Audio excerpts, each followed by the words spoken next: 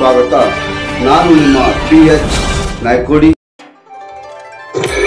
10 ವರ್ಷಗಳಿಂದ ಕನ್ಯಾ ಸಿಗ್ತಿಲ್ಲ ಸರ್ ಎಂದು ಕೊಪ್ಪಳ ಜಿಲ್ಲಾಧಿಕಾರಿಗೆ ಮನವಿ ಸಲ್ಲಿಸಿದ ಯುವಕ.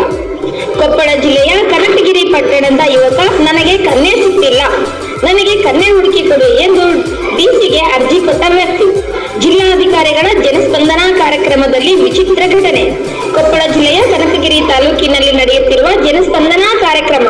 ಸಂಗಪ್ಪ ಎನ್ನುವ ವ್ಯಕ್ತಿಯಿಂದ ಜಿಲ್ಲಾಧಿಕಾರಿ ನಳಿನ್ ಅತುಲ್ಗೆ ಮನವಿ. ಇದು ಯಾವ ತನಿಖೆಗೆ ಬರುತ್ತದೆ ಎಂದು ಅಧಿಕಾರಿಗಳಿಗೆ ಕೇಳಿದ ಡಿಸಿ.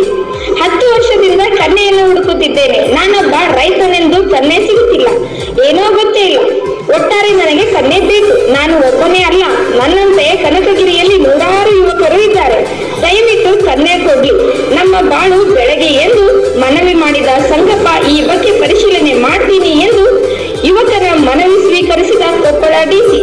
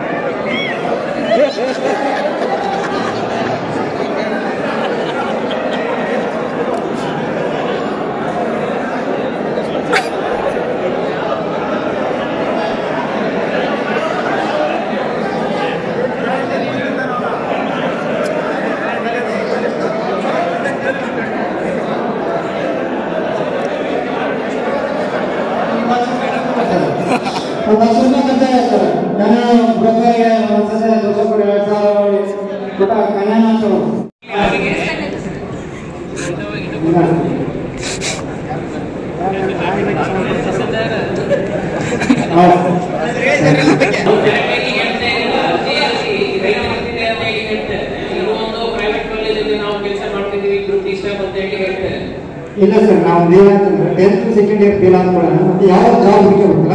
ಹಂಗಾಗಿ ನಾವು ಪ್ರೈವೇಟ್ ಕಾಲೇಜಲ್ಲಿ ಅಟೆಂಡೆಂಟ್ ಕೆಲಸ ಕೇಳ್ತಾನೆ ಸರ್, ಅಲ್ಲೇ ಹೋಗಿ ಇದಕ್ಕೆ ಹೇಳ್ತೀವಿ ಸರ್. ನಾವು ರೈತರ ಮಕ್ಕಳು ನಮ್ಮ ಮಾವು ಪ್ಲಾಟಿಂಗ್ ಮಾಡಿಬಿಟ್ಟು ಇದ್ದದ್ದು ಹೇಳ್ತೀವಿ ಸರ್. ಕಡೆ ಸಗಣಿ ಅಂತ ಮಕ್ಕಳು ಎಲ್ಲ ನಮ್ಮ ಮಕ್ಕಳು ಮಾಡಿರ್ತೀವಿ, ಮದುವೆ ಮಾಡಿಕೊಟ್ಟಿವಿ ಅಂತ ಹೇಳಿ ನನಗೆ ಒಟ್ಟು ಮದುವೆ ಮಾಡೋದು ಮಾಡ್ತಾರೆ.